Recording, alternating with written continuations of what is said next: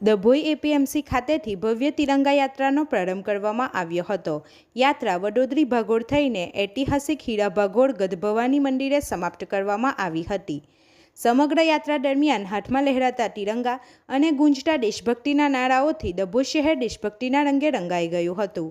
તિરંગા યાત્રામાં જિલ્લા ભાજપ સમિતિના પ્રમુખ ડોક્ટર બીજે બ્રહ્મભટ્ટ, વડોદરા જિલ્લા કેળવણી મંડળના પ્રમુખ અને ભાજપ પ્રદેશ સમિતિના સભ્ય શશિકાંત પટેલ, પ્રાંત અધિકારી પરમાર પીઆઈ કેટી પટેલ સહિત chief officer Jaykishan Tadvi, manager Maheshbhai Parmar તેમજ વહીવટી તંત્રના અધિકારીઓ અને કર્મચારીઓ જોડાયા હતા।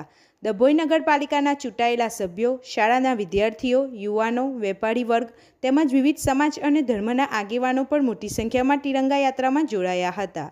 સૌએ રાષ્ટ્રધ્વજ સાથે દેશપ્રેમ અને રાષ્ટ્રભક્તિનો સંદેશ આપ્યો હતો। યાત્રા દરમિયાન ભારત માતા કી જય અને વંદે માતરમના નારાઓથી સમગ્ર શહેરનું વાતાવરણ દેશભક્તિમય બની ગયું હતું। શહેરના નાગરિકો ઉત્સાહપૂર્વક ભાગ લેતા સ્વતંત્રતા પર્વની ઉજવણીનો માહોલ ભવ્ય બન્યો હતો।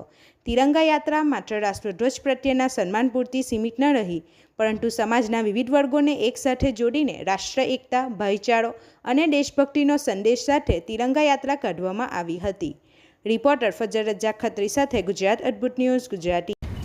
15 ઓગસ્ટ સ્વતંત્ર દિન નિમિત્તે સમગ્ર દેશની અંદર જ્યારે તિરંગા યાત્રા નીકળે છે, તારીખ 11થી 14 તારીખ સુધી આ સમગ્ર દેશની અંદર આવેલ શાળા કોલેજો તથા અહીંયા collector office, deputy collector office, મામલતદાર ઓફિસ તથા સમગ્ર અમારા ભારતીય જનતા પાર્ટીના કાર્યકર્તા ભાઈઓ બહેનો સૌ કોઈ આજે 13 તારીખે આ તિરંગા યાત્રામાં જોડાયા।